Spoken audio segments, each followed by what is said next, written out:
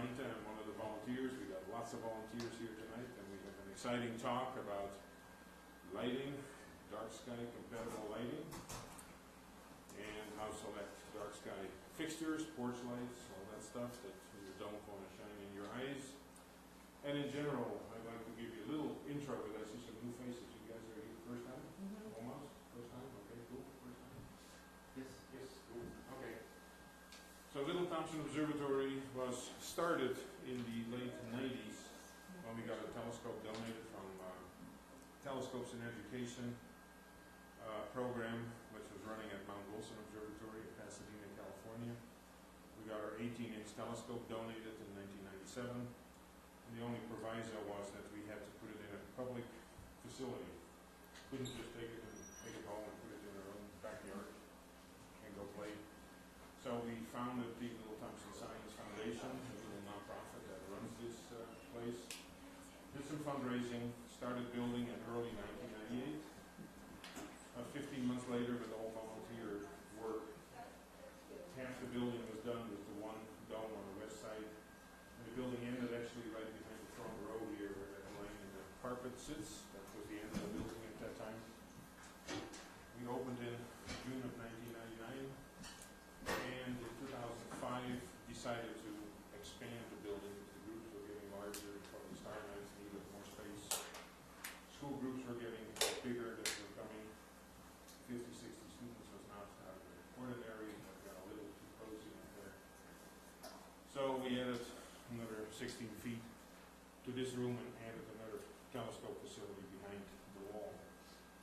So since 1999, we've had over 50,000 visitors now. A couple weeks ago, we formally celebrated our 50,000 visitor, which is kind of surprising for Little Berthoud and that much notoriety. About 70% is K through 12. That's our target audience, the students. So you notice we're not on top of a mountain. Right? Most observatories are on top of mountains, closer, less turbulence. But we are closer to the school, closer into town. We are a more educational facility, not what I call the nerdy astronomers. Some of us are nerdy astronomers, I think, but Yeah. I claim not to know that. But what we do is we like to get the students not to be intimidated or not to be afraid of physics, math, science. They're really the tougher stuff in school, and we like them to stick with it. And we're using astronomy as a teaching tool. So we have lots and lots of schools coming through here, but we're also open by appointment any night of the year. So if you go to our website, starkids.org, make an appointment. It can be just your family, just a group of friends. We'll put a volunteer in here, and we'll open the observatory. We'll help you with the telescope. The only thing we ask from you is you bring clear skies. We'll do the rest, right? Don't blame us. Anyway, that's kind of what we do. We run totally off donations. Nobody gets paid here. It's an all-volunteer crew that runs the place. So if you like what we're doing, there's a donation box next to the back door. Want to put something in there? We have some tokens in return for your donations. We have little telescopes. We have some cool books about the Aurora Borealis. We have some mugs. And we have T-shirts. And T-shirts go for half price, right, John? That's right. $5 a T-shirt. Soon to be a collector's item because there's only one. Only one dome. We need to build. Make new ones with the new silhouette of the building. And we have them in all sizes, all the way to double XL. I'm not sure if we have any small left, but yes, we do. we do. Oh, okay. Good. You know the inventory. Well, I can't get back to the rest of it back there because I blocked off, but the big stash. we still Okay. have some in the book. Anyway, that's what we do. Ask a lot of questions and enjoy your time here. Hopefully the clouds move away a little bit. I think the forecast was later on tonight that the clouds would kind of move out and tomorrow morning it will be clear. I don't know how late you want to stay, right? We're here till 5 a.m. I don't want to be here then. Anyway, it is also a great pleasure to introduce Daniel Greenidge and Andrea Schweitzer, both volunteers here with the speakers tonight. They will talk about dark sky compatible lighting. So Daniel did some research, I think. Andrea is our only professional astronomer on staff, if you will. She's part of our board. And she will talk about porch lights and dark sky compatible lighting, security, safety, whatever you have. Ask a lot of questions. That's what we're here for. Don't feel bashful in interrupting. I think you don't mind that, right? Absolutely not. Cool. So with that, I'll turn it over to Daniel. Oh, thank you. Somebody do the lights, please. And John, did you get the B button? I just wanted to reiterate, if you have any questions at any point in the talk, feel free to ask. I'd be more than happy to answer those. Tonight, what we're going to be talking about is outdoor lighting. How we can have safe, quality outdoor lighting. First, we're going to go over some terminology related to outdoor lighting. Then we're going to go over how outdoor lighting affects safety, how good lighting increases safety, how bad lighting can decrease safety. Then we're going to have a hands-on demonstration. And after that, we're going to talk about the environment, how our lighting that we have on our houses affects the environment, and what we can do to mitigate that impact. And finally, Dr. Schweitzer is going to talk about porch lights and how you can choose safe, quality porch lights for your home. So first, terminology. The most important term that we use when we are discussing lighting is glare. Glare is what happens when you are directly viewing an unshielded bulb. On the right, you can see there's a man holding an unshielded bulb. And notice that there is a halo around the bulb. This is similar to what happens when you are driving at night. You see another car coming over the hill, maybe it has its high beams on. Not only do you see the headlight, but you also see a halo around the headlight. That's glare, and that's what you can see in the right half of that picture. On the left, the man is holding a shielded light. You cannot see the bulb, and there is no glare. Instead, you can see what the bulb is trying to illuminate, and that is the man himself. Without the glare, you can see the subject quite a bit better. Another important term is cutoff. Cutoff refers to how much a lighting fixture's lens extends below the bottom of a fixture. On the right, you can see what we call a semi-cutoff fixture. You'll notice that the lens extends a few inches below the bottom of the fixture. This scatters light and directs some of it upwards. On the left, you can see the ideal. That is a full cutoff fixture. It looks, as the name implies, it's almost like you took the lens and you cut it off. It's because it does not extend below the bottom of the fixture, and it directs all the light directly towards the ground. The effect of semi-cutoff lighting is that it sends light upwards into the atmosphere. Here you can see a graphic showing semi-cutoff lights. They are illuminating the ground, but they're also... Whoops. Oh. Thank you, Mike. You just wanted to see it go away. You noticed it. Oh my goodness. Now for your listeners. Let me go. Yeah, Don't mess up with that. it'll reboot itself. Just let it. Well, Demonstrate. while we're waiting with technical difficulties, shall we do the demonstration? Or Yes. would you like me to talk about porch lights? How would you like to? Well, let's ask some questions about the real glare. I mean, what are the worst examples of glare lights that you guys have seen? Headlights, that's one. What else? Billboards. Billboards, what else?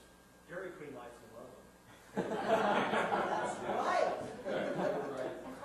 Used car lots. Used car lots, where they instead of shining down, right, they aim them right at the cars or so, and aim them right in your light, in your face. Yeah. It's glare when you can see the bulb. It's interesting to note that a lot of businesses like having really bright semi-cutoff lighting. And the reason why they like that is because it draws attention to the business.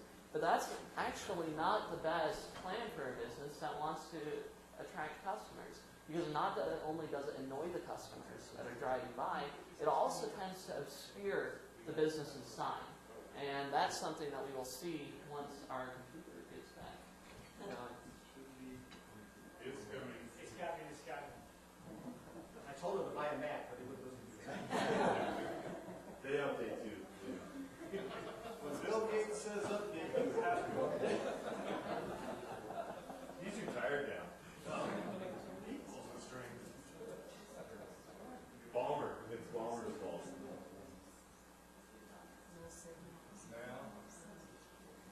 So how many of you have ever stayed in a home or a hotel where there was a street light right outside the bedroom window?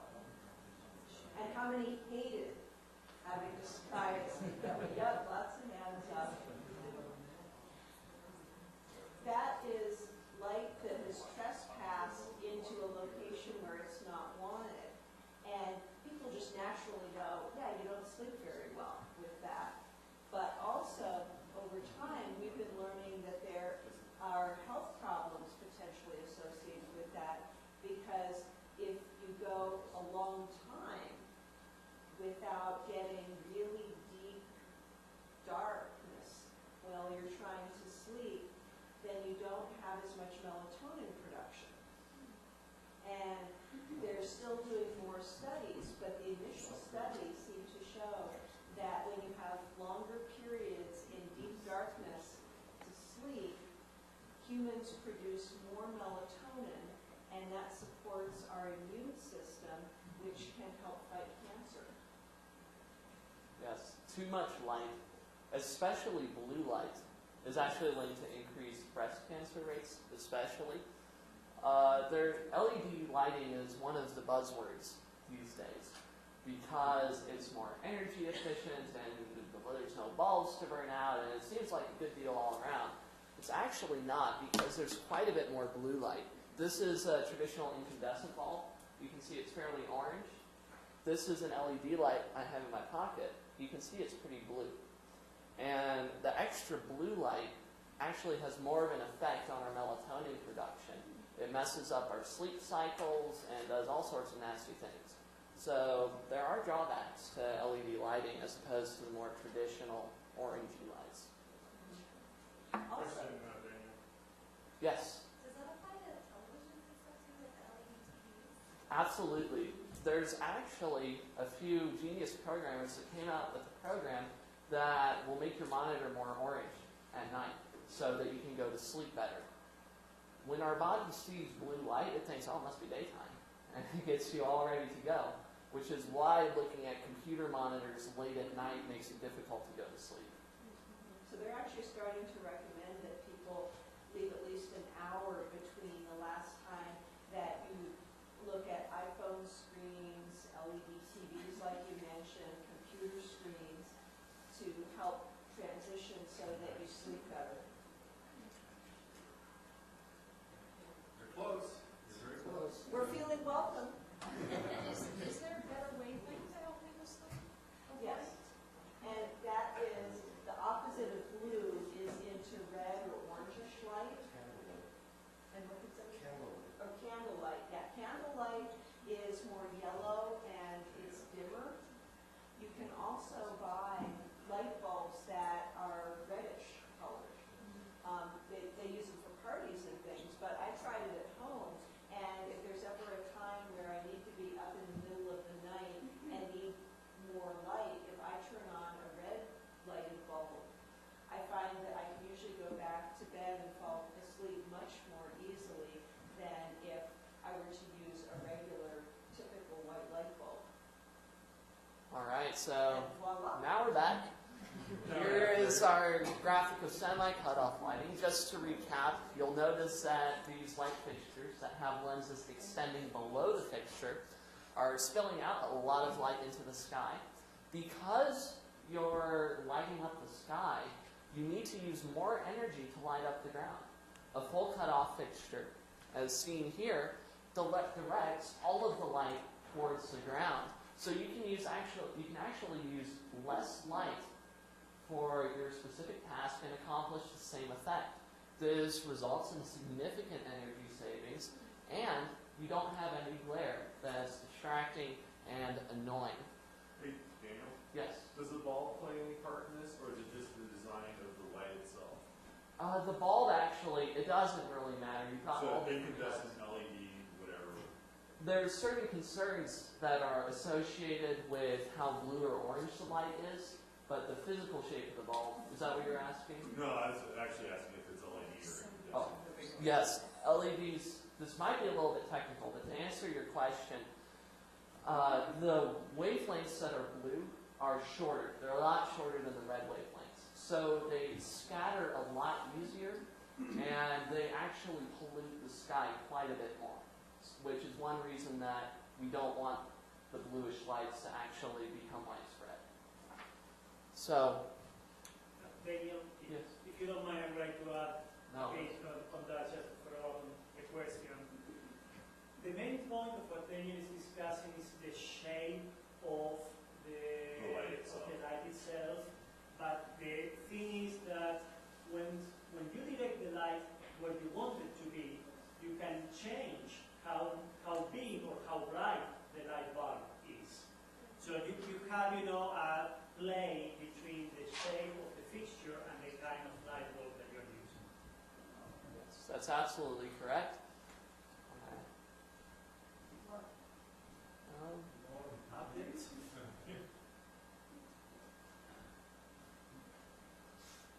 The remote doesn't seem to be working at the moment.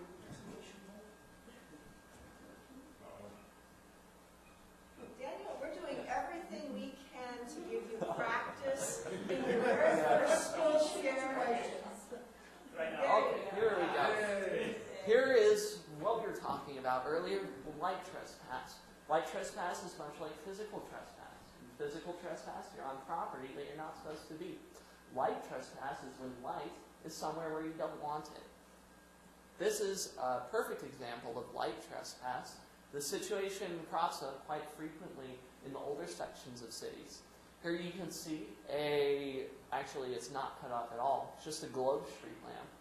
It's doing an okay job lighting up the ground, but it's going above and beyond the call of duty and lighting the side of that apartment building. And it's also spilling quite a bit of light into those windows. So you can imagine, if you're inside one of those condos, it would be very difficult to get to sleep. This is one of the things that full cutoff lighting helps to rectify. Now, we're going to talk a little bit about safety, how our lighting choices can affect safety, how good lighting can increase safety, and how bad lighting can decrease it. The number one thing you have to remember when you are discussing lighting and safety is that more light does not always mean more security. Excess light can actually compromise security. And the way it compromises security is by creating these harsh, inky black shadows that you can't see into. This is a picture of a light, semi-cut-off light in my neighborhood. As you can see, it is spilling light everywhere, doing a great job lighting up the sky.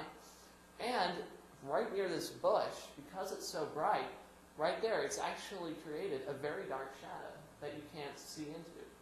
Now, if you put yourself into the position of a criminal, where would you hide? You'd hide in the shadow because you can't see into it. Here's an example from a university. This is a university library. There is a very bright semi-cut-off lighting fixture. There's a lot of light on the ground. There's also very harsh shadows. You can... Oh, wow. You can see that there is a student right there who is standing in the light. Now she's going to move 4 feet into one of those shadows. It's almost like she disappeared. You can't see her at all. So let's go back to the first slide. There she is on the sidewalk. And now she's going to move. Can anyone see her where she is? Alright, well, I'll actually point her out to you. She's in the shadow right below the light pole. That's incidentally where you'd think the lighting would be the best, but it's not. Another way that lighting can affect safety is with what we call areas of transition. An area of transition is, as the name implies, the area where you go from a well-lit, bright area to a dark area, where there's not much lighting. An example of an area of transition that you probably encounter frequently is in your restrooms at home during the night. When you get up from your bed, you awake from sleep, and you need to use the restroom, you'll notice that you can generally see your way around your bedroom fairly well, depending on where you live. You can make out basic outlines of objects because your eyes are adapted to the dark. When you move into the restroom, you turn your lights on, your eyes adapt to the light levels within the restroom. Then when you exit, it's almost like you're blind. You can't see a thing. The reason why is because your eyes are still adapted to the light levels within the restroom, not to the darkness of your bedroom. And that makes it very difficult to see. These types of situations occur quite frequently in service stations, as you can see on the left. There's a lot of lighting. You finish filling up your car with gas, you drive out onto the road, all of a sudden it's pretty difficult to see what's going on. That's because your eyes are taking the time to adjust to the lower light levels. We want to minimize this transition by using as little lighting as possible to accomplish our task safely, so that when we exit the area of transition, our eyes adjust as quickly as possible and we minimize that unsafe period. On the left, you can see a gas station that is using way too much lighting. That will make it unsafer. It'll take longer to adjust. On the right, you can see a gas station that's using good lighting. There's less light, and it increases safety. As a side note, you might also notice that the business's sign is quite a bit more visible when you're using proper lighting. It's good for the business, and it's good for the customers. Now, we're going to do a demonstration to help us understand these concepts. And to do this demonstration, I'm going to need a volunteer. So is there anyone who would like to volunteer? All right. How about you come up? Thank you for volunteering. My father is going to be our star projector. Project stars onto the roof. He's the son. Yes. We need to turn the lights first. Yes, we will. So dim the lights. So, A second volunteer who also. oh, would you like to volunteer as well? Absolutely. So, what's your name? Amelia, and yours? Emma. Well, thank you for volunteering. You are going to be the bringers of good lighting. But before you can bring good lighting, we'll need to demonstrate bad lighting. So, here there are stars on the ceiling, and here you can see an example of a globe street lamp. And before I go on, this demonstration is small, it's hard to see, so if you want to stand up and come around so you can see better, feel free to do so. Anyway, here is a globe street lamp. It's not shielded. It's lighting the ground. It's also doing a fantastic job spilling light into the sky. And you'll notice that the glare is actually pretty annoying. Also, there's a dark circle around the base of the pole, like you saw in the library, where it's not lighting up the ground that well. It's also spilling a lot of light into the houses right here. So, again, that's light trespass. Makes it hard for people to sleep.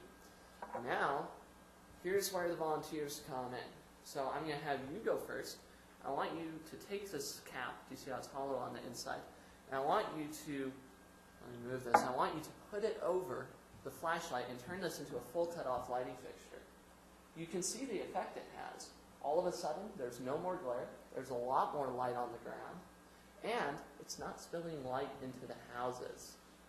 All right, now here's where you come in.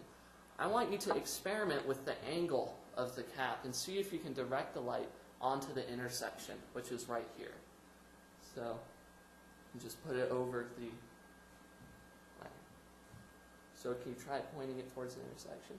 So you see, with full cutoff lighting, we can actually direct the light where we want it. That's a huge benefit of this style of lighting. We can light up exactly what we need and no more, while preserving safety. This car is now not having to stare into a bulb. So thank you.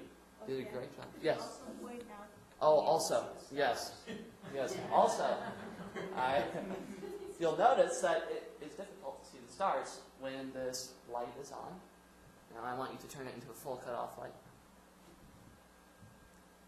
Now you can see the stars. That's another benefit of full cutoff lighting. So thank you. Good job. Your volunteers are here. Could you mention that we'll have 2 setups Yes. after for people to Absolutely. So, if you would like to experiment with this yourself, we will have 2 of these demonstrations set up after the talk, so you can come and try it out. Now, we're going to talk about how our lighting can affect the environment. One of the aspects of the environment, which are lighting effects that we may not think of, is the avian species, the birds. When birds fly, they use the sun and the moon and the stars to navigate. And when you erect a street light, you're creating an artificial source of light, a distraction that confuses the birds, because they don't know whether to look at the stars or whether to look at the street light. Then they get confused. Chicago actually decided to turn off all of their lights above the 40th floor while they were not in use. The birds weren't getting as confused, and they no longer had problems with finding clusters of hundreds of birds under a single lit building. Another example of this is on the right. This is called Tribute in Light. It is a tribute to 9/11. It was erected after 9/11, and it attempts to reconstruct the New York skyline. And you can see it almost does look like the Twin Towers are back there. However, one thing they learned is that they had to turn off these searchlights that are shining into the sky every so often, because birds would fly into the beams and get trapped, and they would fly in circles.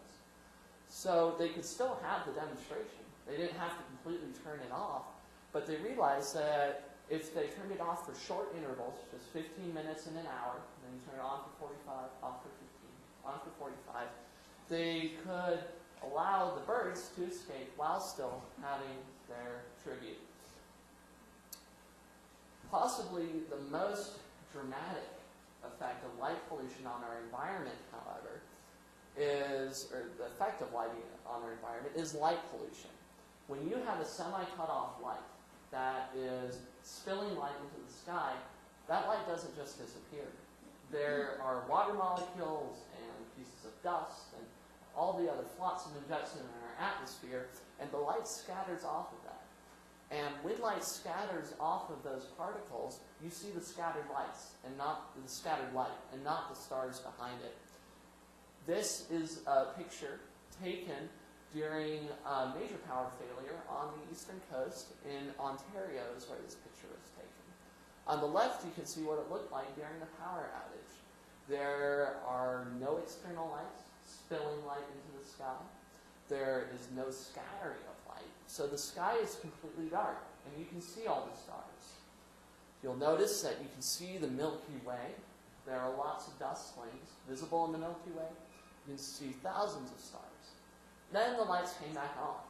On the right, you can see what it looks like when Ontario is pumping all of this light into the sky. It's scattering off of dust particles, and all you see is the glow from the city. You can't see any stars. Well, you can see some, but they're mostly near the zenith. You can barely see any. So, just how bad is light pollution? How much of the sky is it affecting?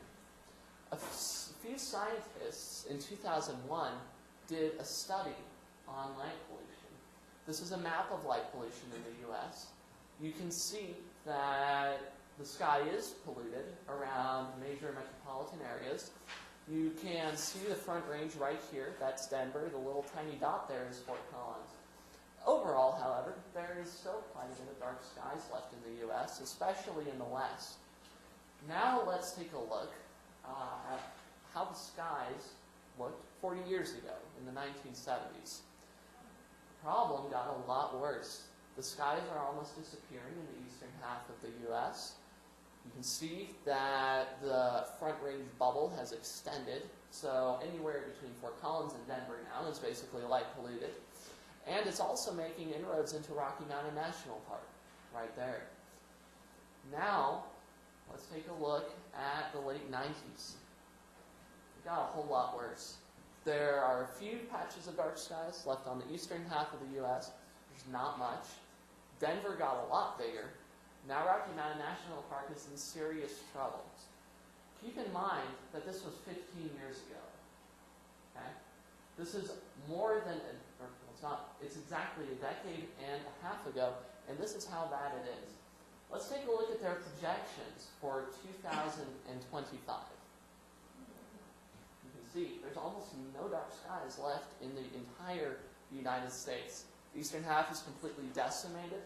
Even in the west, you'd have to drive 6-7 hours just to get to a place where you can see the Milky Way.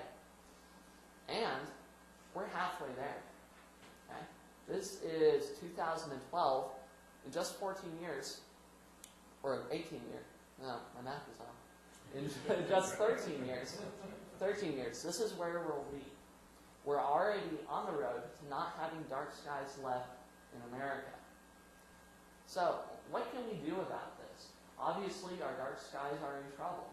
I remember when I was in second grade, my father took me out, he showed me, look, there's the Milky Way, there's Orion, there's the Big Dipper. In just a few years, you might not be able to do that anymore. So, what can we do to help solve this problem? To protect Rocky Mountain National Park, parks like Rocky Mountain National Park can apply for what's called a Dark Sky Park certification. This was put out by the International Dark Sky Association, and it recognizes a park that has an exceptional commitment to preserving night skies, and that already has beautiful nightscapes within the parks already.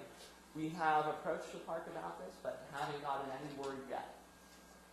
Another thing that we can do to protect the skies of parks like Rocky Mountain National Park is change local ordinances. By changing local ordinances, we can limit the amount of poor quality lighting and encourage full cutoff lighting that will protect our skies.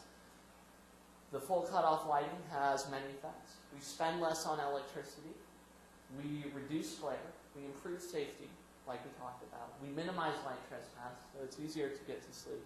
And we avoid the visual clutter that you see here. This is the Los Angeles basin. It's not very nice to look at. Of course, we can't change local ordinances without the support of the constituents. To raise awareness of this problem, we are incorporating a dark sky element into the 2012 BioBlitz. It's sponsored by National Geographic. And what a BioBlitz is, bio relates to the environment, blitz means quick. It's exactly what it is. It's an intensive 24-hour inventory of the natural and ecological resources in an area. I'm sure we'd all agree that our dark skies are a natural resource that's disappearing. So we're going to be inventorying it. Prior to BioBlitz, we will be taking measurements of light pollution across the Front Range. And we would love to have volunteers. This is data that has never been taken before. So it is part of a scientific effort that will have positive implications because we can use this data to help change local ordinances and help preserve our skies. So if you'd like to volunteer, feel free to talk to me after the talk and I'll put you in touch with the people who are doing this. When is it going to be? Oh yes, the date. It's from August 24th to August 25th. So that's late August, and we will be doing the measurements in the week before that. Thank you for that clarification. How are you going to be known? Are you going to be using light meters or? Yes, actually, this is a picture of the BioBlitz in Arizona. It's in Colorado this year. Last year, actually, it was in Arizona. You can see the man has a light meter that he's using to measure light pollution. It enables us to take quantitative measurements much more easily and quickly. Are there any other questions? Okay, so moving on. Now Dr. Schweitzer is going to talk about what you can do to help this problem. Obviously, these things can take a while, but you can make a difference by installing quality lighting in your property that will increase safety and help the environment. So. First, I could use the help of volunteers again. Could you help pass these out to everybody, please?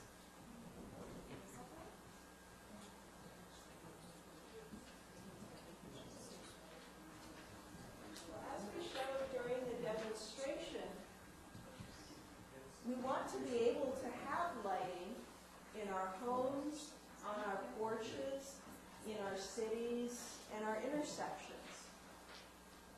And when you come up later and get a chance to do the demonstration up close, you can see it even better. But I hope that in the room, were you able to see the stars up on the ceiling while still seeing the soft glow of light down onto the street map? Could you guys see that or not very well? The front people are nodding, the back people not so much, which is completely understandable. But what I like about this demonstration is that it shows that once you move away from a glare light and have soft lighting down onto the road, you can see the stars. So when people ask me, oh, you're an astronomer, you must want to just get rid of all lights, that's not the case. In our communities, we do need lighting. We do want to promote safety, but a nice marker of whether we're using good quality lighting, whether we have energy efficient lighting, is whether you can see the stars. Because any light that goes upwards and washes away our ability to see the stars, that's wasted light, and that's wasted money, whether it's your tax dollars for city lights or whether it's your electricity bill for your porch lights. And you do want to have good quality lighting going downwards, and as Daniel mentioned in the safety portion of his talk, you don't want to have harsh shadows, and you don't want to have glare. You want, as people walk up to your porch, to have a nice soft glow of light, not glare, but just a welcoming glow. And you don't want to have harsh shadows. You don't want to have it be incredibly bright on one part of your porch and then very dark in the bushes, because that makes it easy for people to hide, or there could be tripping hazards elsewhere on the sidewalk, that once you're out of that very bright pool of light, there's a sudden dark patch and you can't see very well.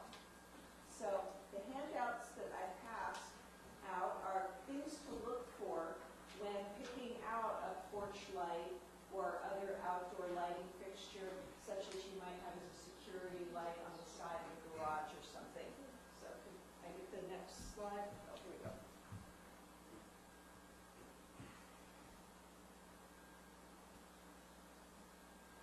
So, a few hints when choosing a porch light. First, you don't need light going upwards. That just is wasted light, it's wasted electricity, and it wastes your money. So over time, it just costs you money that you're throwing away. When you pick out a porch light, it's good to have a top that's a solid color, a solid piece, opaque and not glass, because obviously you don't need your light going upwards. Some porch lights that you can find even have a broad, wide top, and that protects better. And so a good check is if you look down at the top of your porch light fixture, you should not be able to see the bulb.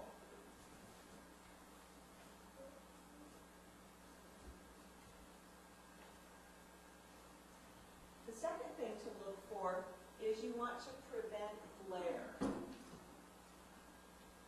So this is a not as good porch light fixture. You can see there's a solid top to it, but look how far down the bulb extends with just glass around it. So any light from the bulb still could go up at this angle, so that means it's just partially cut off.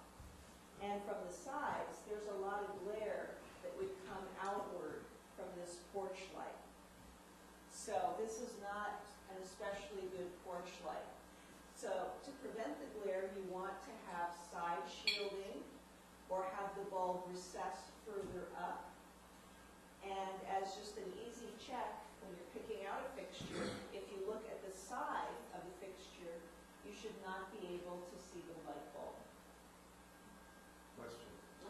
Any situations, any contexts in which glare would be advantageous for, well, I was going to ask I mean, there's times where, of course, it's advantageous to have light, but your question of, is there a time where it's advantageous to have glare? Okay, wrong word. We're talking about trying to protect the night skies. And also protect ourselves and our homes. Okay. Is there any context in which this would be hold to be advantageous? That there might be something beneficial about having the kind of light that you're talking about that destroys being able to see the night skies, et cetera, et cetera. You know what I'm asking? Yeah, Maybe somebody else. so. I'm playing devil's advocate. Oh, that's fine.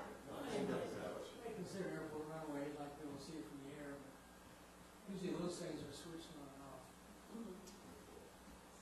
And actually, even airport runways usually have small colored lights. They do not have glare lights. No, they have two purposes. One is to help you guide you when you're actually on the runway. The other is to be able to see the runway from the air as you're on it. So The IA actually recesses its lights into the ground. Some of them. The bright ones are recessed so that you don't see the bulb, you just see the light. Because the worst example I'm thinking of is night workers in cities. Man, that's like old story. Yeah. Could they change that?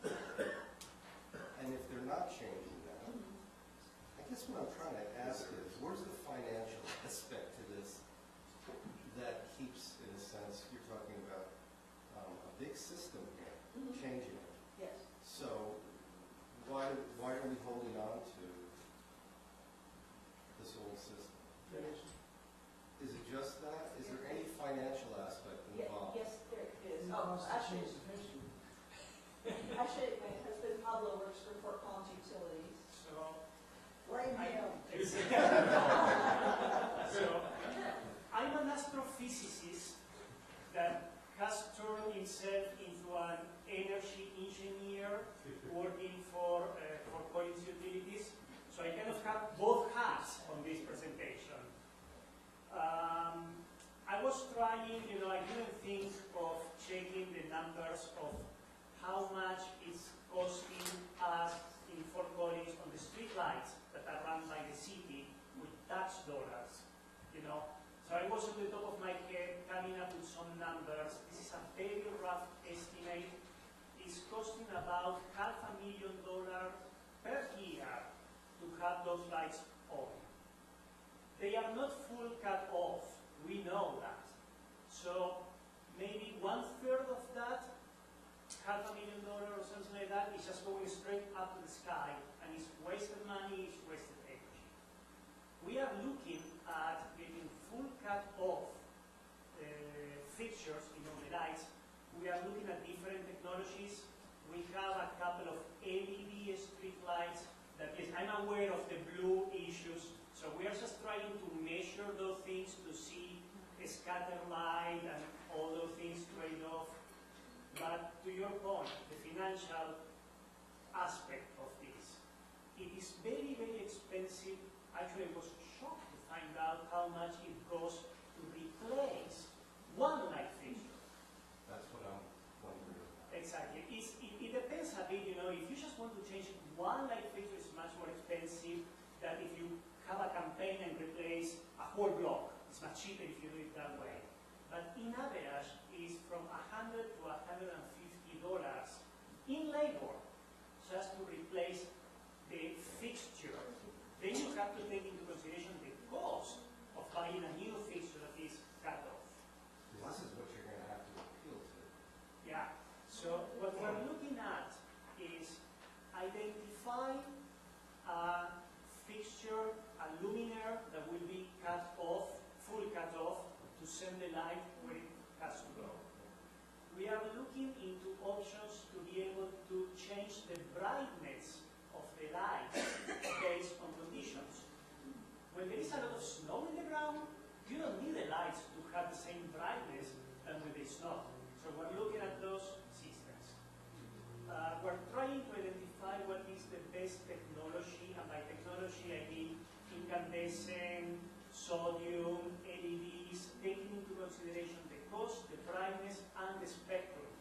We are well aware of the blue spike on LED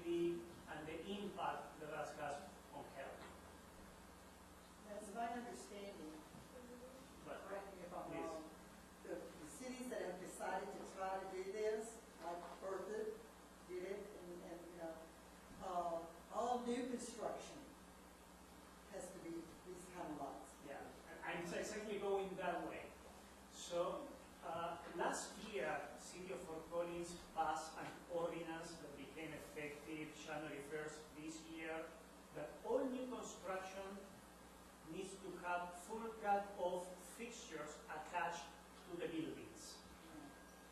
So in the future, this is going to take 30, 40 years. You cannot do that overnight because of the cost.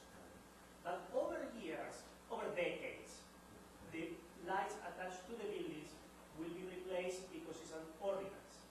We are looking at the street lights, and what we're looking at is, first we want to make sure that the light fixture and the light technology we choose is not going to create other problems because of that blue light and things like that. We want to make sure it's safe for the population. Once we identify that, what we're going to do is the current light fixtures eventually will burn out and we have to replace them. So then at the time of replacing them is that we're going to replace them with a full cut of fixture. It's just a matter of how expensive it is to do it all at once. So City of Fort Collins is changing that. I know that Daniel is working with City of Loveland. Town of Berkeley already has that ordinance. So in the long term, it's going to happen, but it's not going to happen overnight. But the outcome is, yeah, all the utilities are aware of this. It just happened that if we go and tell everyone, okay guys, everyone, starting tomorrow you have to change all your lights, people won't really like that. So you have to do it over time. Excellent. If I can maybe illuminate, take 2 minutes about Berthoud. Come to the center of the universe, right, Berthoud? If you guys want to drive through Mountain Avenue, look at the main drag through downtown. We replaced those 3 or 4 years ago, I think. And we had a chance to replace all the streetlights there. And we used to have Progress, those lovely orange, really bright lights, right? 240-watt light bulbs per. Currently, what we have, we selected a new fixture and a new lighting technology. We went to 85-watt light bulbs. So if you drive through the street there, Mountain Avenue, from 8th Street all the way to the roundabout on the east side, every street light is only 85 watt.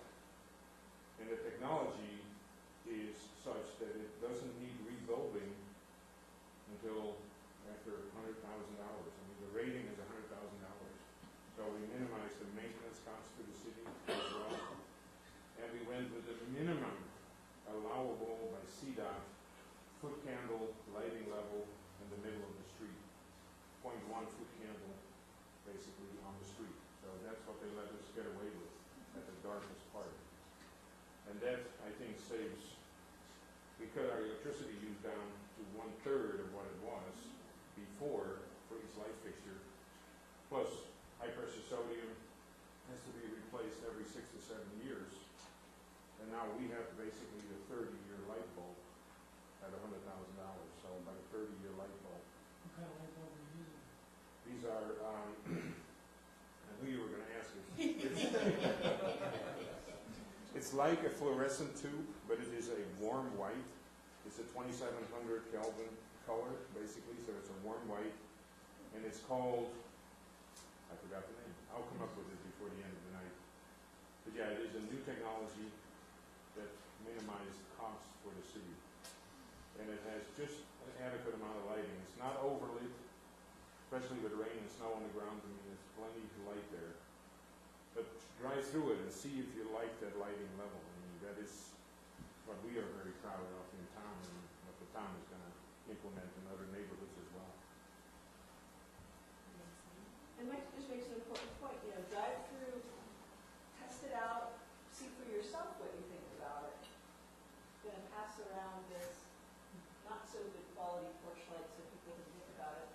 I also want to, to finish answering your question, any lighting ordinance that the city passes typically grandfathers in all existing lighting, because nobody wants to waste the money and the employees' time of going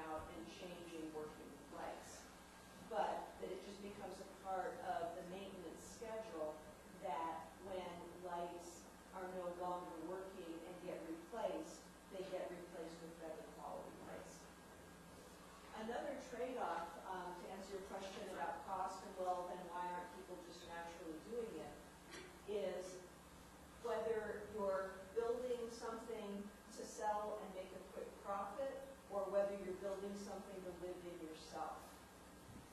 And if you're building a commercial property with a parking lot that you're going to keep and maintain, it makes more sense to build it right, even if it costs a little more up front, if it's going to save you in electricity bills over time. So if it's yours, you want to build it right. But if you're just building it to then turn around and sell it, you want to build it cheaply so that the sales price seems lower, so it's easier to sell quickly. Huh? No, he doesn't. And so if you're trying to light a parking lot, it is cheaper just to put one single light pole with one big bright globe light that technically does light the parking lot. It meets the code, and you're done. And all you have to do is put in one big tall light pole. So very easy and quick to design, cheap to build. And so that is why I believe a lot of parking lights or parking lots have poor lighting design.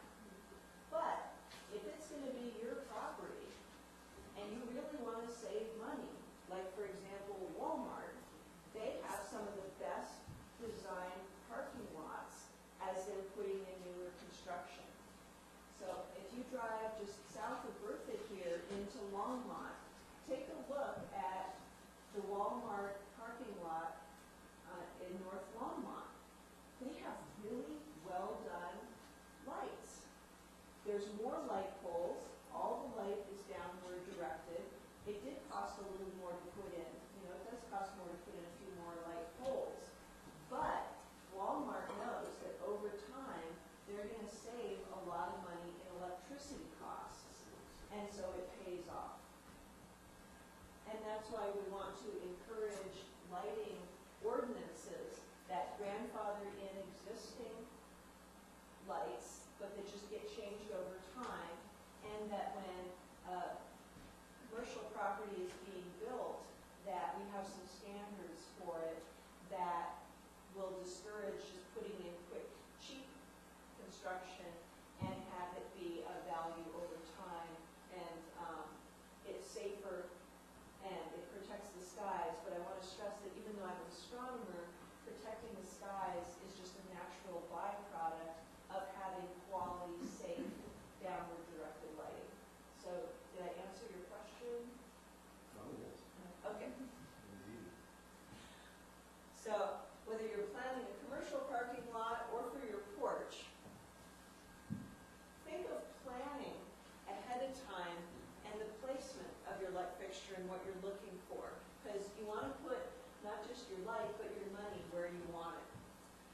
So when you think ahead about lighting and safety, for example, we looked at our porch and thought about the size of the porch. And also we had a window well just off the side of the porch into a basement room that we use as a bedroom.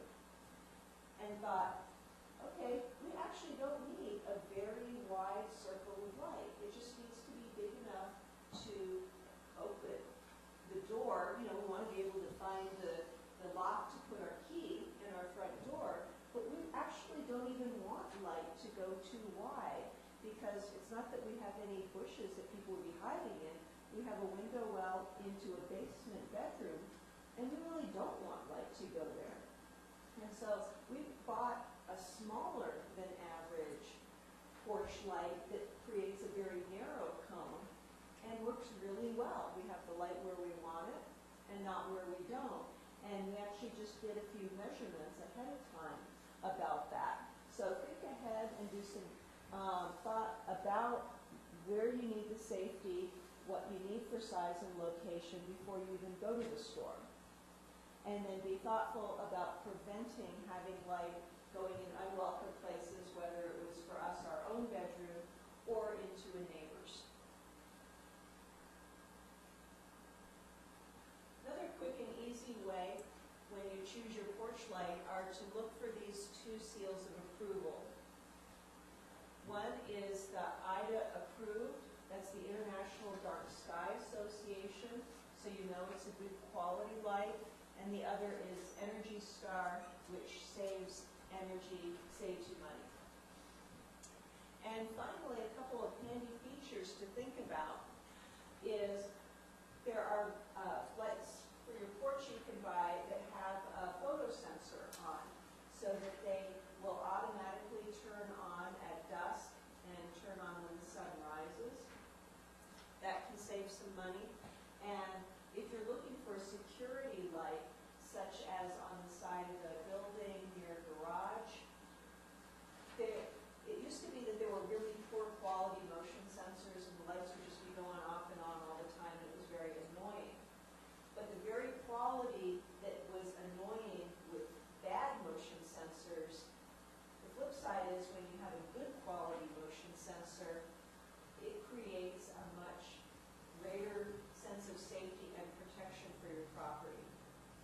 If you have a light that's to be a security light on all the time, people just kind of get used to it. And if somebody actually wants to come in and steal something, they can, stand back for a while, survey the place, because there's a lot of light, quickly dash in, grab and steal whatever they want, and be out of there in, a minute or two.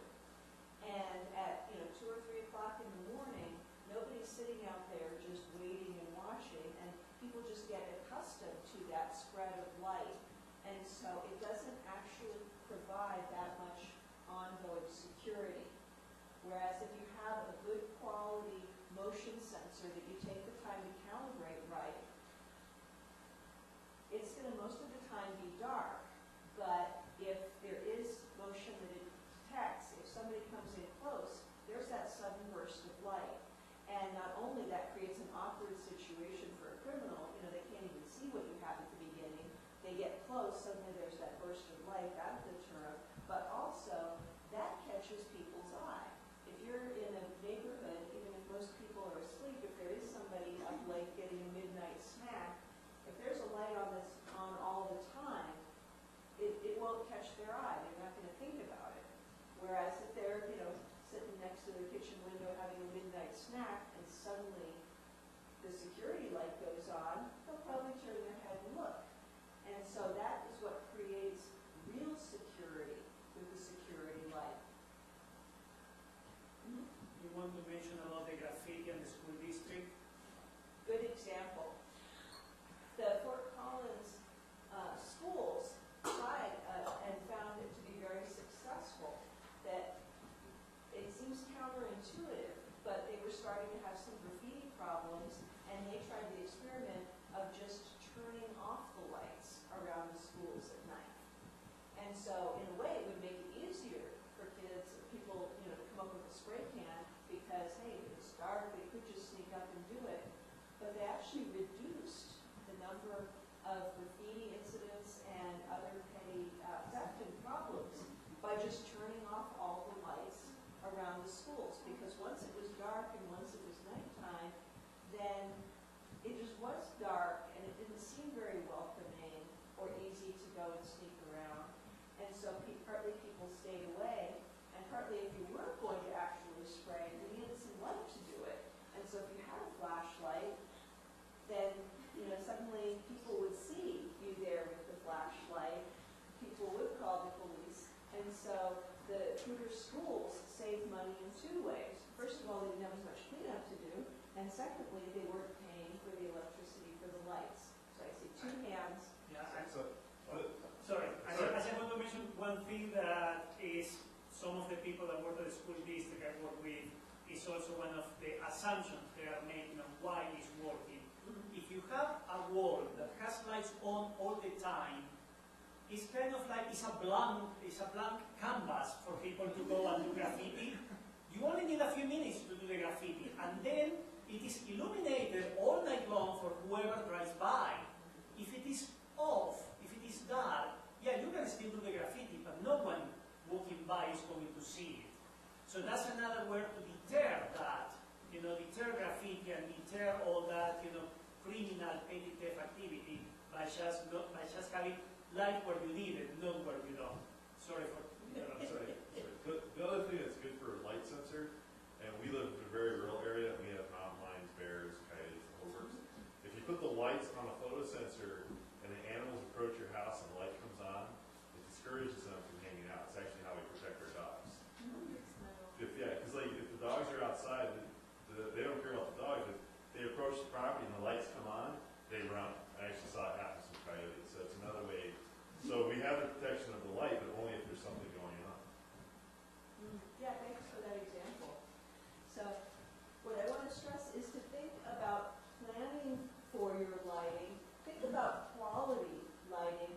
I'm not saying have zero light, because you do want to have light. You do want to plan for safety.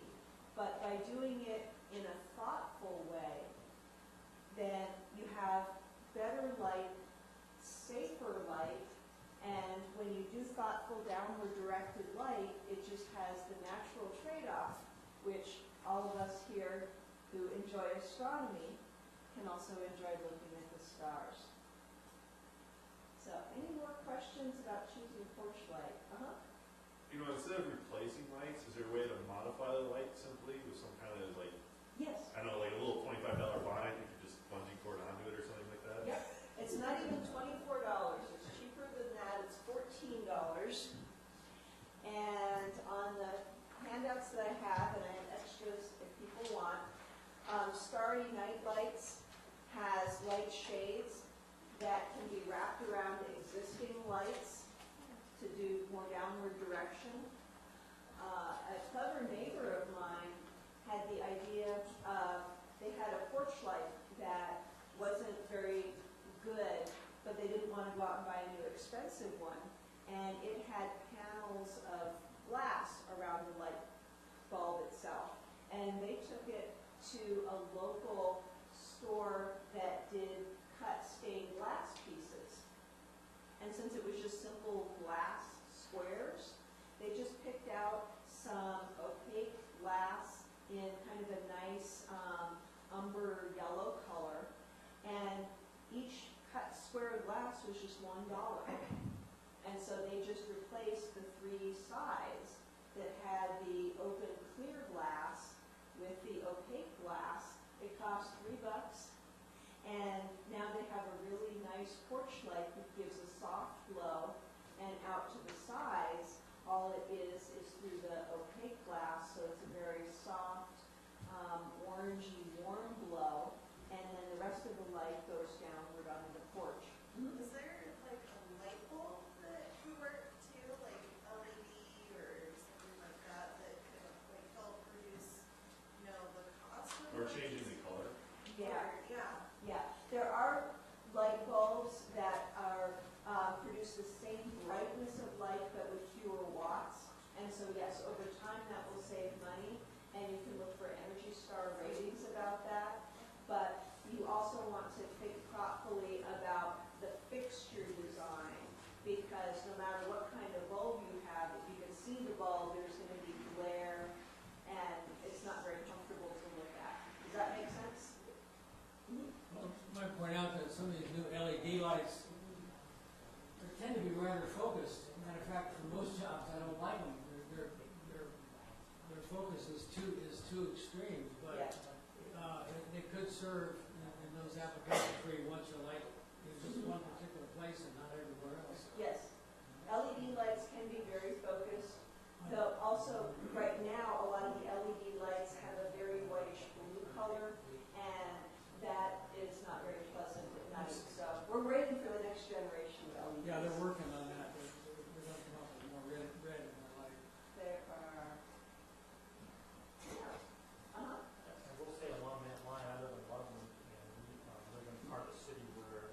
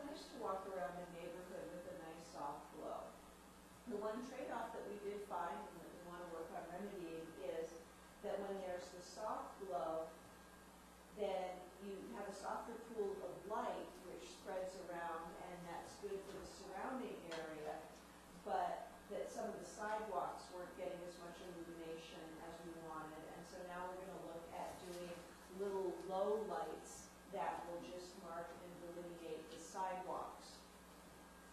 And you can buy those, and they don't even need electricity. They have little solar cells on them. So anyway, food for thought of planning for both our city lighting and for your own homes and porches. And we hope that over time we can get a revision to the Delaware County codes and the city lighting ordinance update for Loveland as well, similar to what we have in Berthoud, and we've been improving on in Fort Collins. So thank you very much. And then we're going to do some setting up here if you want to come try out the demonstration yourselves. Thank you so much. Skies are clearing. Hey! And Mike is going to open the scope up for us here in a few minutes. So. We did have snow coming out of the clear sky. So it's snowing but clear, only in Colorado. We're going to take a crack at it. The snow is lessened up to Great. Let's give people a minute or two to stretch and move around. For those who want to run up and see through the telescope, please put on a coat because the dome is unheated. And then in just a couple minutes, we're going to dim the lights up here and give you a chance to try out the demonstrations. Thank you.